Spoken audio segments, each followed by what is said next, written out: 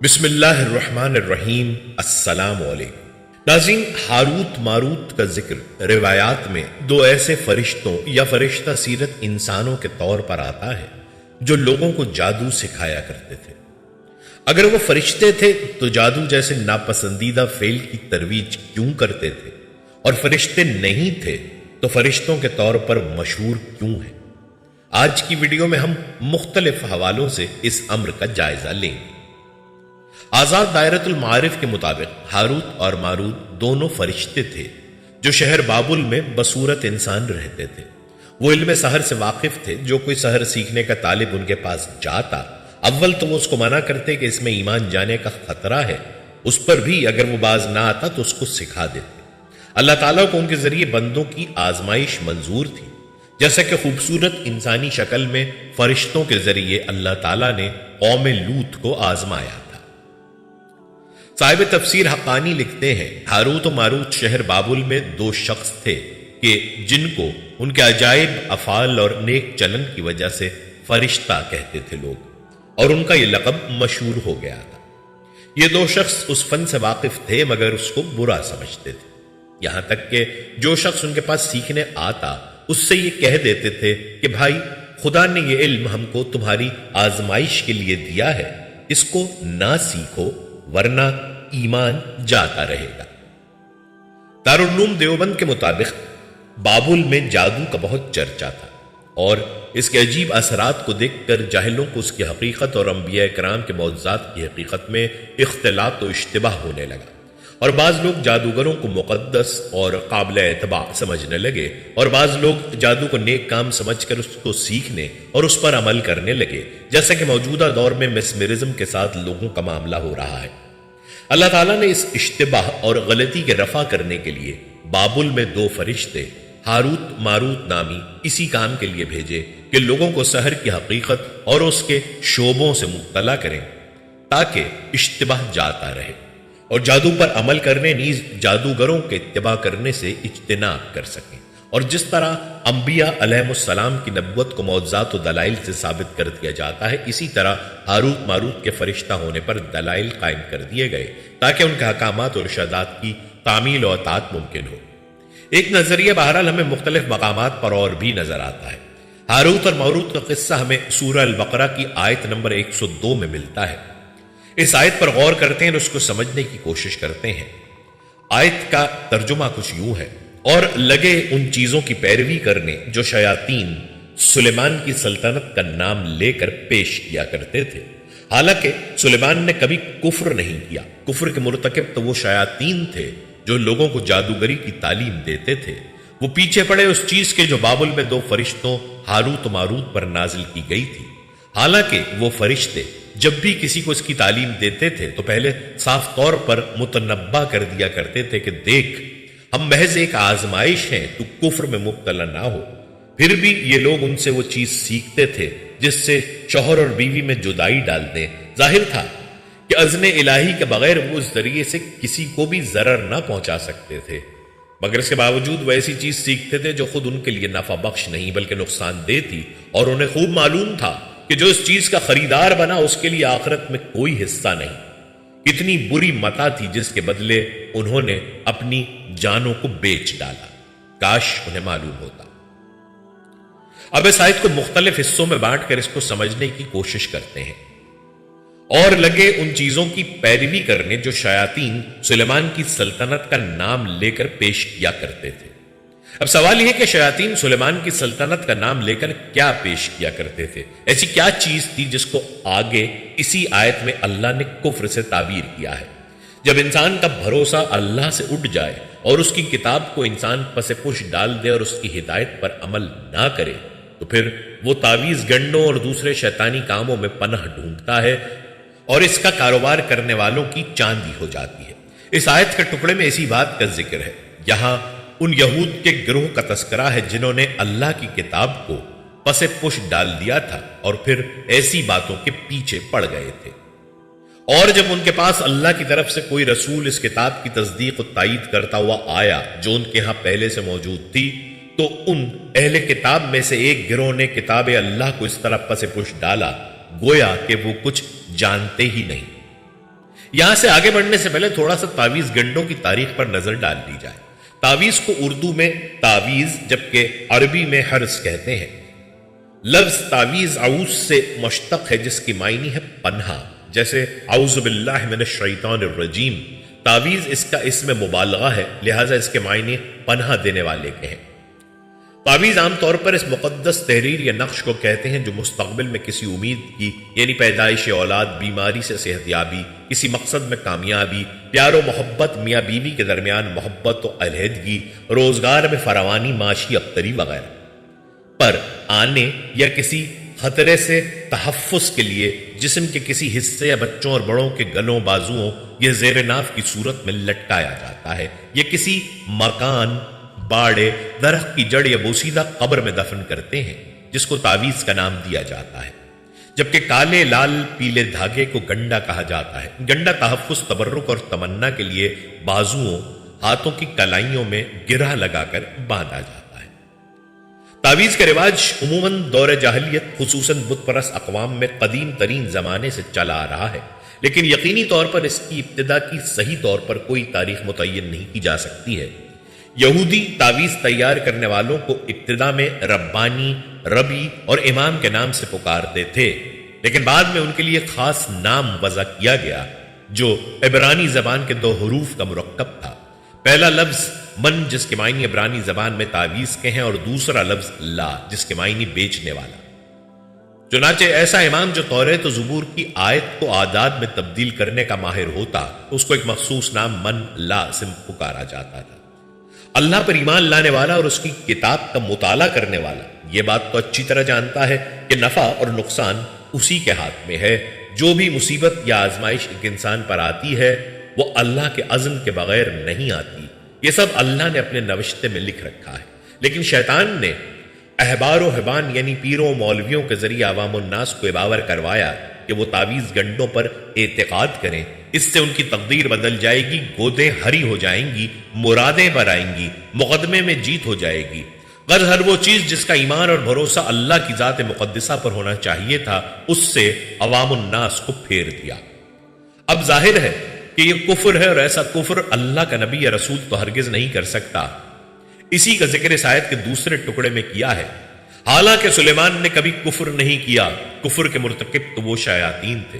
اب دیکھیں کتنے آسان الفاظ میں اللہ نے اس بات کی تردید کی ہے کہ جو شیطان سلیمان کا نام لے کر اسم اعظم اور نقش سلیمانی وغیرہ لوگوں میں پیش کرتے تھے وہ کفر کے مرتکب ہوتے تھے، اور سلیمان نے ایسا کفر ہرگز نہیں کیا تھا، بلکہ ایسی باتوں کو مقبول عام بنانے کے لیے ان شیطانوں کو کسی ایسی ہستی کی ضرورت ہوتی ہے جس کا نام سن کر لوگ ان کی باتوں کا یقین کر لیں۔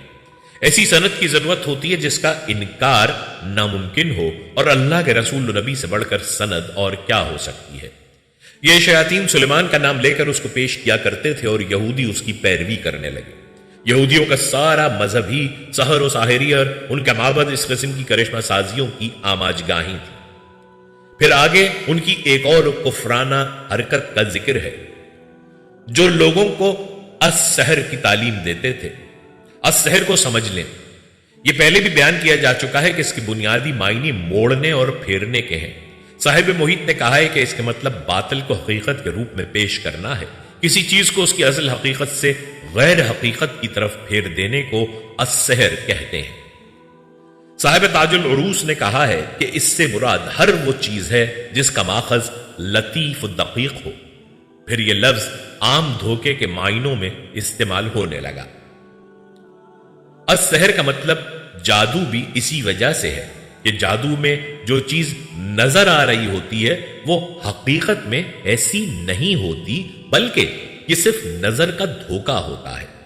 اسی لیے ساحرین فرعون نے لوگوں کی آنکھوں پر سحر طاری کر دیا تھا، سحر و عین الناس۔ پھر ہر رسول کی قوم نے اپنے رسول کو ساحر کہہ کر پکارا ہے، کیونکہ ان کی باتیں لوگوں کو اپنی طرف کھینچتی ہیں اور دل کو موہ لیتی ہیں۔ یہ شیاطین لوگوں کو ان باتوں کی ترغیب دیتے تھے اور ان کو اللہ پر بھروسے کے بجائے ان جنتری منتریوں کے پیچھے لگاتے تھے اور باطل کا رنگ چڑھا کر حق کو مشتبہ بناتے تھے۔ اب آیت ہے کہ باطل کا رنگ چڑھا کر حق کو مشتبہ نہ بناؤ اور نہ جانتے بوجھتے حق کو چھپانے کی کوشش کرو۔ اللہ نے ان باتوں کی تردید کی ہے کہ یہ سحر اللہ نے اپنے فرشتوں کے ذریعے سے اپنے کسی نبی کے اوپر نہیں اتارا تھا۔ اسی کا ذکر اس آیت کے اگلے حصے میں ہے، جس کا ترجمہ ہے، اور وہ بابل میں 2 فرشتوں ہاروت اور ماروت پر نہیں اتارا گیا، اور نہ وہ دونوں کسی کو سکھاتے تھے، یہاں تک کہ کہتے کہ ہم تو صرف فتنہ ہیں، بس کافر نہ بن۔ آیت کے اس حصے میں ما اس موصول نہیں بلکہ حرف نفی ہے۔ یہاں اس بات کی اللہ نفی فرما رہا ہے کہ نہ تو ان دونوں پر کوئی ایسی چیز اتری جو یہ شیاطین ان کی طرف منسوب کرتے ہیں، اور جب ایسی کوئی چیز ہی نہیں اتری تو پھر یہ بات بھی ان فرشتوں سے کیسے منسوب کی جا سکتی ہے کہ وہ لوگوں کو جادو سکھاتے جاتے اور ساتھ میں یہ بھی کہتے کہ ہم فتنہ ہیں، بس کافر نہ ہو جانا۔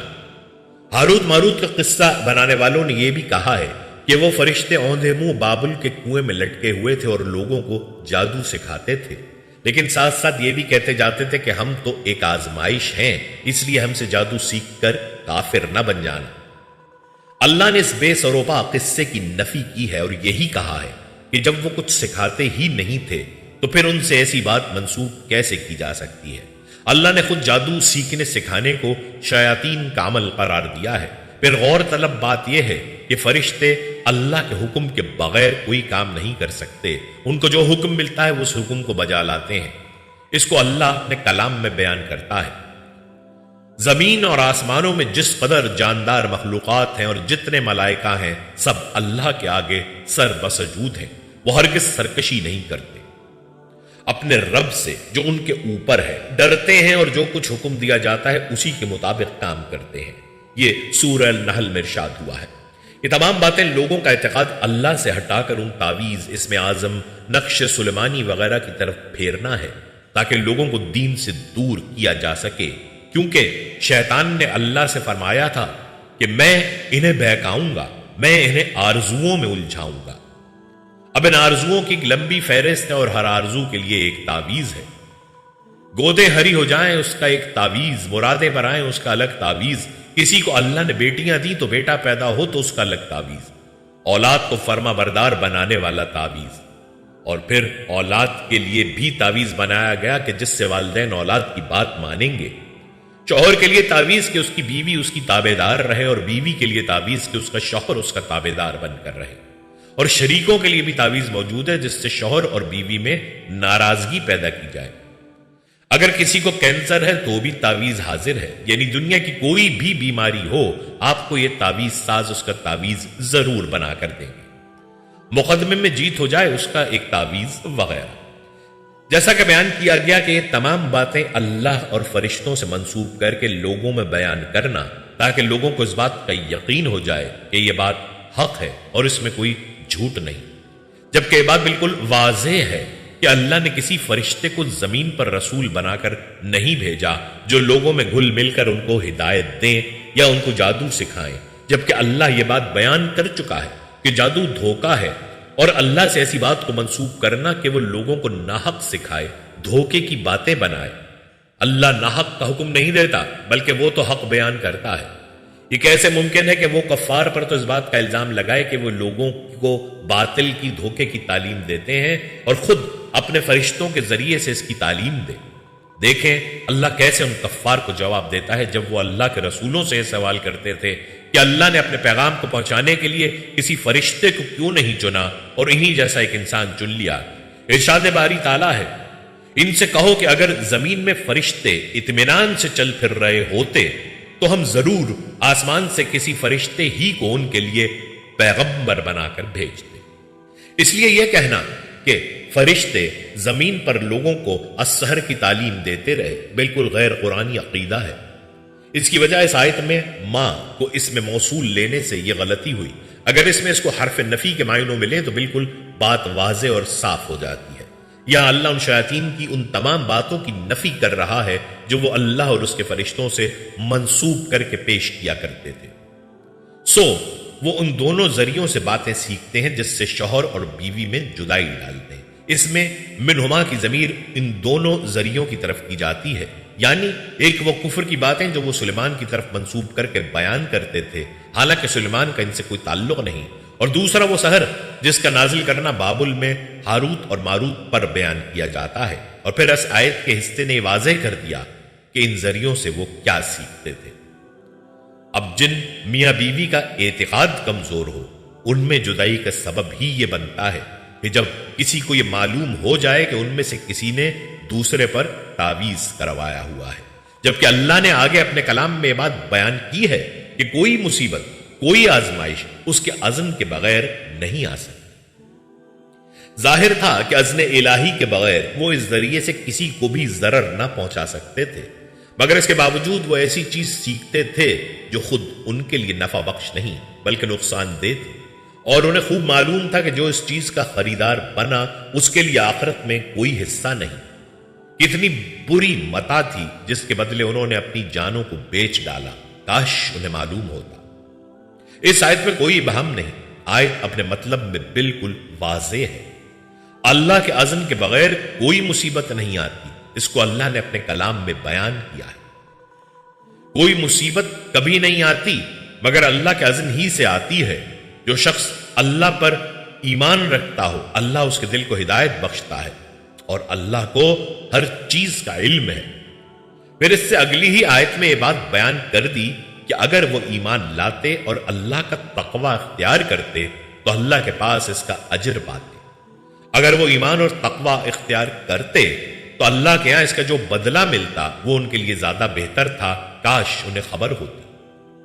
مشہور سائنسدان اور فخر پاکستان ڈاکٹر عبد القدیر خان نے بھی اپنے کالم میں ہاروت ماروت کا ذکر کیا ہے۔ وہ کہتے ہیں کہ آج آپ کو ہاروت ماروت فرشتوں کا واقعہ سناتے ہیں۔ اللہ تعالیٰ نے ان فرشتوں کو سزا کے طور پر زمین پر بھیج دیا تھا۔ ان کو جادو اور طلسم آتا تھا، اور لوگوں کو ان کی مرضی سے وہ جادو اور اس کے ذریعے بری باتیں سکھاتے تھے۔ لاتعداد لوگوں کو گناہگار بنا دیا تھا۔ سورہ البقرہ آیت نمبر 102 میں اللہ تعالیٰ فرماتا ہے، اور لوگ ان واہیات جہالت کی باتوں میں لگ گئے جو حضرت سلیمان کے عہد سلطنت میں شیاطین پڑھا کرتے تھے، اور حضرت سلیمان علیہ السلام نے مطلق کفر کی بات نہیں کی بلکہ شیطان ہی کفر کی بات کرتے تھے کہ لوگوں کو جادو سکھاتے تھے، اور ان باتوں کے پیچھے بھی لگ گئے جو شہر بابل میں دو فرشتوں یعنی ہاروت و ماروت پر اتری تھی، اور وہ دونوں ان کو کچھ نہیں سکھاتے تھے جب تک یہ نہ کہہ دیتے کہ ہم تو ذریعہ آزمائش ہیں، تم کفر میں نہ پڑو۔ غرض لوگ ان سے ایسا جادو سیکھتے جو ان کو نقصان ہی پہنچاتا اور فائدہ کچھ نہ دیتا، اور وہ جانتے تھے کہ جو شخص ایسی چیزوں یعنی سحر و منتر وغیرہ کا خریدار ہوگا اس کا آخرت میں کچھ حصہ نہیں، اور جس چیز کے عوض انہوں نے اپنی جانوں کو بیچ ڈالا وہ بری تھی، کاش وہ اس بات کو جانتے۔ آئیے اب دیکھتے ہیں کہ مولانا جلال الدین رومی کیا کہتے ہیں۔ مشہور ہاروت اور ماروت جیسوں نے تکبر کی وجہ سے زہرآلود تیر کھایا ہے۔ ان کو اپنے تقدس پر گھمنڈ تھا، لیکن قضاء الہی کے شیر کے آگے دودھ دینے والی بھینس جیسے انسان کو کیا اطمینان ہو سکتا ہے؟ اگر وہ شیر حق کے مقابلے میں 100 تدبیریں کرے تب بھی نر اور شیر اس کے جوڑ جوڑ کے ٹکڑے کر دے گا۔ آندھی کو دیکھو کہ بلند متکبر درختوں کو اکھاڑ دیتی ہے، لیکن حقیر چھوٹی گھاس پر احسان کرتی ہے۔ گھاس کی عاجزی اور کمزوری پر ہوا نے رحم کیا، اس لیے اے دل تو اپنے غرور میں اپنی قوت کے بارے میں بڑھ چڑھ کر بات نہ کر۔ آخر دیکھ کہ درخت کی شاخ کے گھنے اور تگڑے پن سے کلہاڑا کب ڈرتا ہے، آخر کو اس کے ٹکڑے ٹکڑے کر دیتا ہے، لیکن کمزور عاجز بتوں پر اپنے آپ کو نہیں مارتا، سوائے مغرور و سخت کے اپنی دھار نہیں چلاتا، یا ایندھن کی لکڑی کے گھٹے کے گھنے پن سے آگ کو کیا ڈر ہے، یا بکریوں کے ریوڑ سے قصاب کب بھاگتا ہے جو انہیں مارنا شروع کر دے، یا معنی کے سامنے صورت کی کیا حقیقت۔ آسمانوں تک کو اس کے متصرف حقیقی نے اوندھا کر رکھا ہے۔ اب دیکھو کہ سانس کا اتار چڑھاؤ، اس کا اندر جانا اور باہر نکلنا سوائے روح کی خواہش کے اور کس وجہ سے ہے؟ وہی اس پر متصرف ہے۔ وہ روح اس سانس کو یعنی سانس لیتے اور خارج کرتے وقت کبھی جیم بناتی ہے اور کبھی ہا اور واو، کبھی اس کو باعث صلح اور زندگی بناتی ہے، کبھی لڑائی اور مارنے کا سبب، کبھی اس کو داہنی طرف لے جاتی ہے، کبھی بائیں طرف، کبھی اس کو پرمسرت چمن بنا دیتی ہے، کبھی تکلیفوں کا کانٹا۔ اسی طرح اللہ پاک نے پانی کو فرعون پر خوفناک خون بنا دیا، اور اسی طرح اللہ نے عذاب کے وقت اس ہوا کو قوم عاد پر اژدہے کی طرح بنا دیا تھا، اور پھر اسی ہوا کو غزوہ احزاب میں مومنوں پر صلح اور رعایت اور امن بنا دیا تھا۔ دین کے شیخ محی الدین ابن عربی نے فرمایا ہے کہ معنی یعنی موثر حقیقی واللہ ہی ہے، اور معنی کا لامحدود سمندر رب العالمین ہے۔ اس بحر رواں میں زمین آسمان کے سارے طبق ایک تنکے کی طرح بہتے چلے جا رہے ہیں۔ اس بحر حقیقت میں زمین و آسمان کے تنکے کی طرح حملے اور رقص خود اپنی قوت سے نہیں ہے، بلکہ پانی کے موزن ہونے کے وقت پانی کی وجہ سے ہوئے ہیں۔ حق کے حق میں مسلسل موزنی کی وجہ سے ہوتے ہیں، چونکہ کشمکش سے اس کو سکون دینا چاہتا ہے، اس لیے تنکے کو نفس مطمئنہ کے ساحل پر پھینک دیتا ہے۔ پھر جب اس کو ساحل سے عشق کی موجوں کی جگہ لائے گا تو موج عشق اس کے ساتھ وہ کر لے گی جو آگ گھاس سے کرتی ہے۔ اس نار عشق کی بات کا آخر نہیں ہے، اس لیے اے جوان پھر سے ہاروت ماروت کے قصے کی طرف چل۔ جب دنیا کی مخلوق کی بدکاری اور گناہ اور ہاروت ماروت کے زمانے کی قومیں دیکھتی تو وہ عیب ان پر ظاہر ہو جاتا، اور اس وقت وہ غصے افسوس سے ہاتھ چبانے شروع کر دیتے، لیکن آنکھوں سے انہیں اپنا خود کا عیب نظر نہ آتا۔ یہ کچھ ایسی ہی بات تھی کہ ایک بدصورت نے اپنے آپ کو آئینے میں دیکھا اور بجائے اپنا عیب دیکھنے کے الٹا آئینہ یعنی مرد حق سے منہ پھیر لیا اور اس پر غصہ کیا جو شخص اپنی خودبینی میں گرفتار ہے۔ جب وہ کسی کا گناہ دیکھتا ہے تو اس کے اندر دوزخ کسی آگ نمودار ہوتی ہے۔ اس تکبر کو اور دوسرے کو ذلیل سمجھنے کو وہ دین کی حفاظت بتاتا ہے اور اپنے اندر بے دین نفس کو نہیں دیکھتا۔ دینی حمیت یہ نہیں ہوا کرتی۔ دینی حمیت کی علامت تو دوسری ہے، یہ حمیت تو رحمت ہے۔ اس حمیت سے تو دنیا سرسبز ہوتی ہے۔ اے فرشتوں، یہ پاک دامنی جو تمہارے جسم میں ہے وہ میرے بچانے اور حفاظت کرنے کا اثر ہے۔ اس پاک دامنی کو تم میری جانب سے سمجھنا، خبردار خبردار اپنی جانب سے نہ سمجھنا، کہیں ایسا نہ ہو کہ تم خود پرست ہو جاؤ اور شیطان غالب آ جائے۔ ناظرین، اب دیگر طبقات فکر کے حوالے سے اس موضوع کا جائزہ لیتے ہیں۔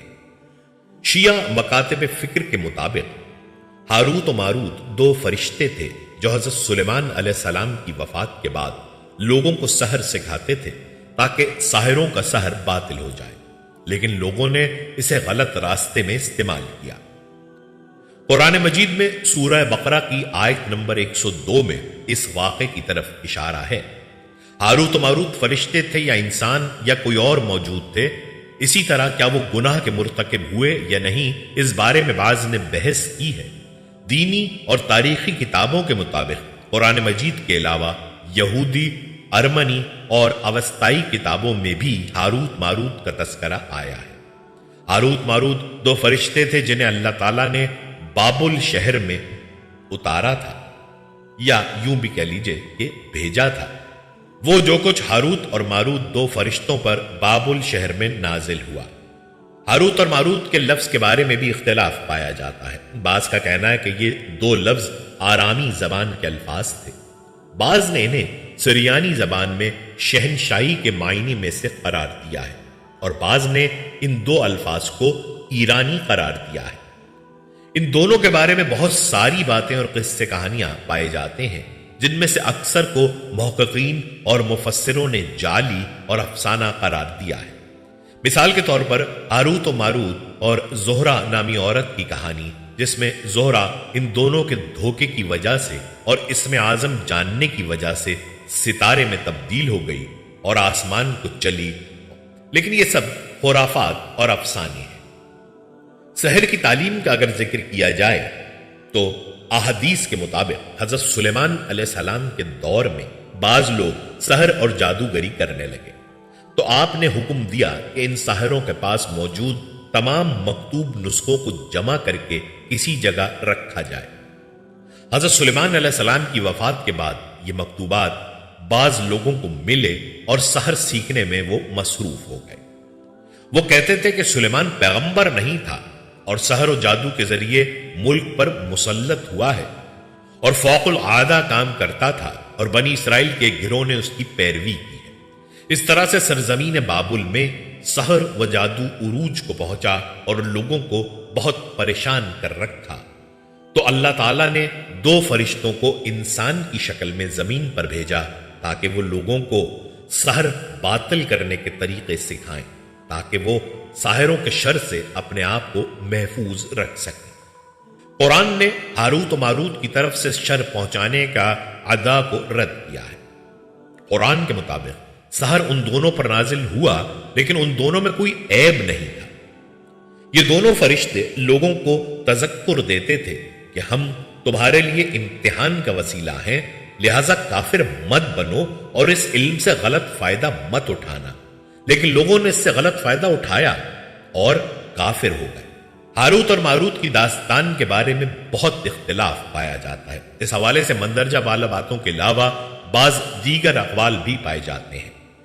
بعض کا کہنا ہے کہ ہاروت اور ماروت 2 فرشتے ہیں جو انسان کو گناہ کرنے پر مذمت کرتے تھے، اور اللہ نے ان دونوں کو انسان کی شکل میں زمین پر بھیجا تھا، لیکن وہ گناہ کے مرتکب ہوئے اور آخرکار اللہ تعالیٰ کے عذاب میں مبتلا ہوئے۔ حسن بصری کا کہنا ہے کہ ہاروت و ماروت فرشتے نہیں تھے، بلکہ اہل بابل میں سے 2 قوی ہیکل مرد تھے۔ وہ دونوں شروع میں طبیعت کے ارواح تھے اور پھر فرشتوں کی شکل اختیار کر گئے، اور قدیم ارمنی لوگ انہیں 2 خدا کے عنوان سے ان کی تعریف کرتے تھے۔ اب ہاروت و ماروت کا غیر اسلامی کتابوں میں کیا حوالہ ملتا ہے، اس کا جائزہ لیتے ہیں۔ آرمینیائی اور اوستائی کتابوں میں مورخین کے کہنے کے مطابق ہاروت ماروت کا الفاظ آرمینائی اور اوستائی کتابیں، مصر کی تاریخی کتابیں اور اسلاونی خلوق اور کتابوں میں کافی اختلاف کے ساتھ ذکر ہوئے ہیں۔ ایک انگریز مورخ نے ہاروت کا نام زرخیز کے معنی میں اور ماروت بغیر موت کے معنی میں آرمینیانی ایک کتاب سے ذکر کیا ہے، اور یہ دونوں لفظ 2 خدا کومازیس یا آرارات کے نام ہیں۔ وٹسنلد نے ایک مصری افسانے کا ترجمہ کیا ہے، اس میں انہیں ہوروناتی اور آمرکاتی کے نام ملے ہیں جو ہاروت اور ماروت کے مشابہ ہیں۔ یہودی کتابوں میں کیا لکھا گیا ہے؟ علامہ طباطبائی تفسیر المیزان میں لکھتے ہیں کہ ہاروت اور ماروت کا قصہ انہی افسانوں کی طرح ہے جو یہودی ان 2 فرشتوں کے بارے میں کہتے ہیں، اور قدیم یونان کے ستاروں کے بارے میں پائے جانے والے خرافات جیسا ہے۔ پطرس حواری کے باب 2 کے خط میں اس افسانے کا ذکر ہوا ہے اور کہتا ہے، کیونکہ اللہ نے ان فرشتوں پر شفقت نہیں کی جو گناہ کے مرتکب ہوئے، بلکہ انہیں جہنم میں بھیج دیا اور ظلمت کی زنجیروں کے حوالے کیا تاکہ عدالت کے لیے انہیں رکھا جائے۔ اس طرح یہودا رسالے کے 6 سطر میں آیا ہے، جن فرشتوں نے ریاست کی حفاظت کی اور اپنے حقیقی مسکن کو ترک کیا اور ابدی زنجیروں میں ظلمت میں یوم عظیم تک قصاص کے لیے رکھے گئے۔ قرآن پاک کہتا ہے، اور وہ یہودی ان خرافات کے پیچھے لگ گئے جو سلیمان کے عہد سلطنت میں شیاطین پڑھا کرتے تھے، اور سلیمان نے ہرگز کفر کی بات نہیں کی، بلکہ شیطان ہی کفر کرتے تھے کہ لوگوں کو جادو سکھاتے تھے، اور اس علم کے بھی پیچھے لگ گئے جو شہر بابل میں 2 فرشتوں یعنی ہاروت اور ماروت پر اترا تھا، اور وہ دونوں کسی کو کچھ نہیں سکھاتے تھے جب تک یہ نہ کہہ دیتے کہ ہم تو آزمائش کا ذریعہ ہیں، چنانچہ تم نافرمانی میں نہ پڑو۔ غرض لوگ ان سے ایسا علم سیکھتے جس سے میاں بیوی میں جدائی ڈال دیں، اور خدا کے حکم کے سوا وہ اس جادو سے کسی کا کچھ بھی بگاڑ نہیں سکتے تھے۔ اور کچھ ایسے منتر سیکھتے جو ان کو نقصان ہی پہنچاتے اور فائدہ کچھ نہ دیتے، اور وہ جانتے تھے کہ جو شخص ایسی چیزوں یعنی سحر اور منتر وغیرہ کا خریدار ہوگا اس کا آخرت میں کچھ حصہ نہیں، اور جس چیز کے عوض انہوں نے اپنی جانوں کو بیچ ڈالا وہ بری تھی۔ کاش وہ اس بات کو جانتے، اور اگر وہ ایمان لاتے اور پرہیزگاری کرتے تو خدا کے ہاں سے بہت اچھا صلہ ملتا، اے کاش وہ اس سے واقف ہوتے۔ یہ سورہ البقرہ کی آیت نمبر 102 تا 103 میں ارشاد ہوا ہے۔ قرآن کے مطابق تفسیر کا جائزہ لیتے ہیں۔ سلیمان علیہ السلام کو جو معجزات عطا ہوئے تھے وہ حکمت الہی کے مطابق ایسے عطا ہوئے جو جادو اور جادوگروں کی دسترس سے باہر تھے۔ مثلا اللہ تعالیٰ نے تمام سرکش جنوں کو آپ کے لیے مسخر کر دیا تھا، اور سلیمان علیہ السلام ان جنوں سے سخت مشقت کا کام لیتے تھے۔ ہوائیں آپ کے لیے مسخر تھیں جو آن کی آن میں آپ کا تخت مہینوں کی مسافت پر پہنچا دیتی تھی۔ پرندے بھی آپ کے مسخر تھے اور آپ ان سے بھی کام لیتے تھے۔ آپ پرندوں کی بولی سمجھتے تھے اور پرندے بھی آپ کی بات سمجھ جاتے تھے، وغیرہ وغیرہ۔ جب حضرت سلیمان علیہ السلام فوت ہوئے تو ان شیطان یہودیوں نے کہا کہ سیدنا سلیمان تو یہ سب کچھ جادو کے زور پر کرتے تھے، اور اس کی دلیل یہ پیش کی کہ سلیمان کے دفتر میں جادو کی بے شمار کتابیں موجود ہیں۔ گویا جو کام سلیمان علیہ السلام نے اس فتنے کے سد باب کے لیے کیا تھا، ان یہودیوں نے اسی فتنے کو ان کی سلطنت کی بنیاد قرار دے کر ان پر ایک مکروہ الزام عائد کر دیا۔ اس مقام پر اللہ تعالیٰ نے اسی الزام کی تردید کرتے ہوئے فرمایا کہ یہ کفر کا کام سلیمان نے نہیں کیا تھا، بلکہ ان شیطان لوگوں نے کیا تھا جو جادو سیکھتے اور سکھاتے تھے۔ ہاروت اور ماروت کا قصہ اور جادو سیکھنے والوں کا ہجوم۔ سلیمان علیہ السلام کے جادو کو روکنے کے لیے اس اقدام کے بعد اللہ تعالیٰ نے یہود کی ایک اور دوسرے طریقے سے آزمائش فرمائی، اور وہ یہ تھی کہ بابل شہر میں جہاں آج کل کوفہ ہے، 2 فرشتوں ہاروت اور ماروت کو پیروں فقیروں کے بھیس میں نازل فرمایا، اور اس آزمائش سے مقصد یہ تھا کہ آیا ابھی تک یہود کے اذہان سے جادو اور ٹونے ٹوٹکے کی عقیدت اور محبت زائل ہوئی ہے یا نہیں۔ جب یہودیوں کو ان پیروں اور فقیروں کی بابل میں آمد کا علم ہوا تو فوراً ان کی طرف رجوع کرنے لگے۔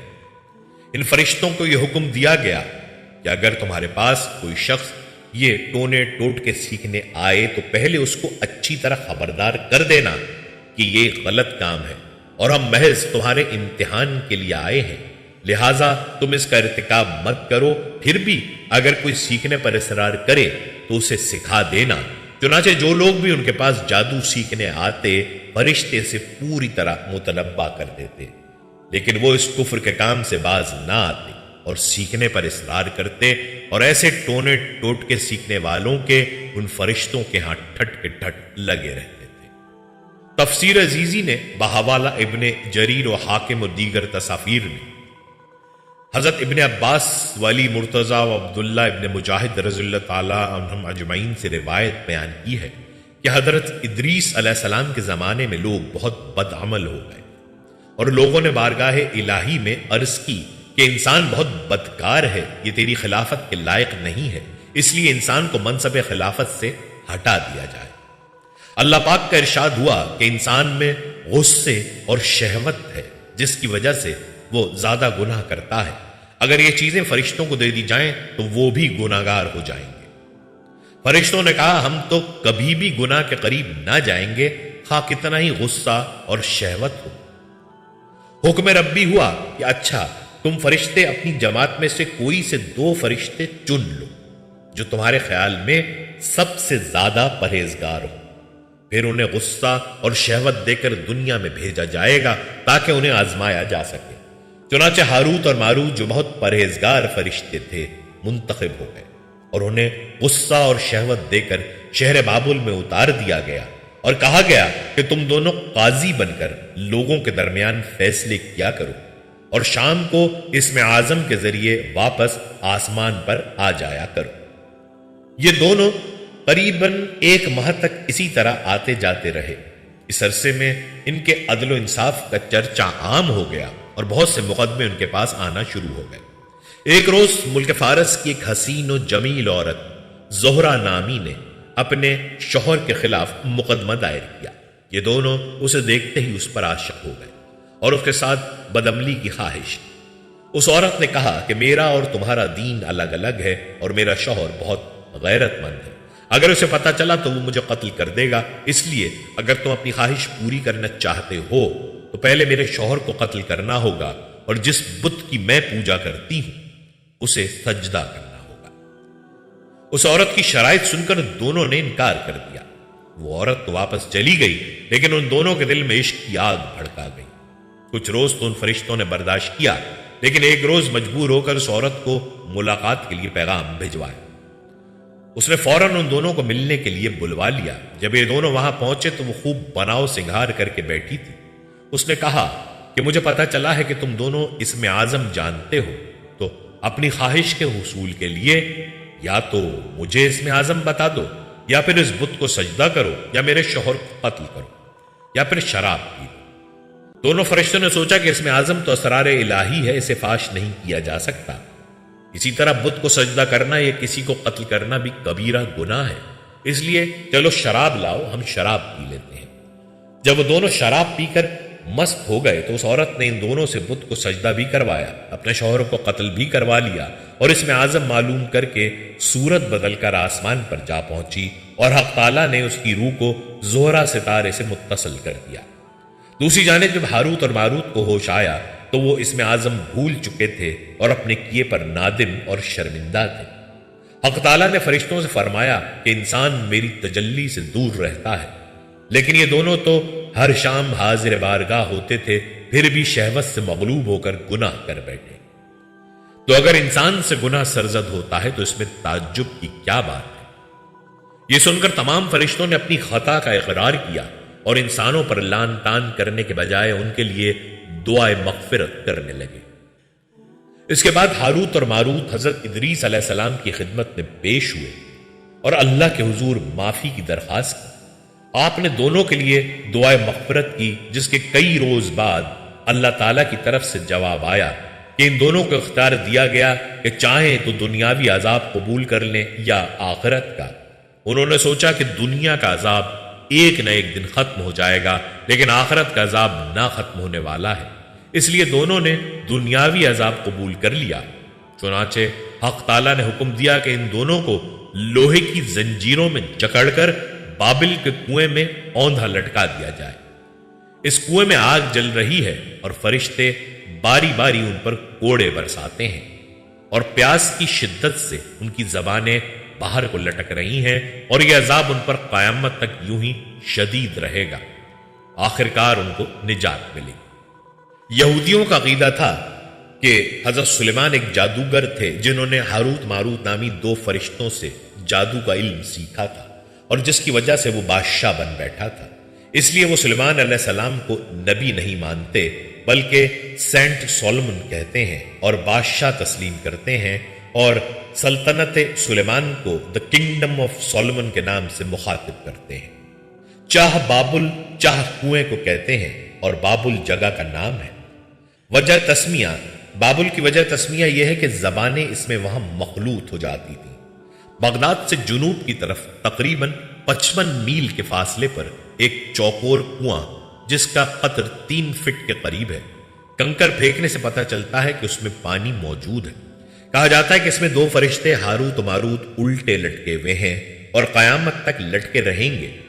علماء یہود کا کہنا ہے کہ زمین پر قیام کے دوران ہاروت و ماروت کی نگاہ ایک خوبصورت عورت زہرہ پر پڑی اور وہ اس کی قربت کے طلبگار ہوئے۔ زہرہ کے کہنے پر انہوں نے شراب خوری، بت پرستی اور قتل و غارت تک سے گریز نہیں کیا، یہاں تک کہ زہرہ کو اسم اعظم بھی سکھا دیا۔ زہرہ اسم اعظم کی برکت سے آسمان پر چلی گئی اور ہاروت و ماروت خدا کے غضب میں مبتلا ہو کر چاہ بابل میں قید ہوئے۔ قرآن پاک میں ہاروت و ماروت کا نام آیا ہے، مگر مذکورہ قصے کی طرف کوئی اشارہ نہیں ہے۔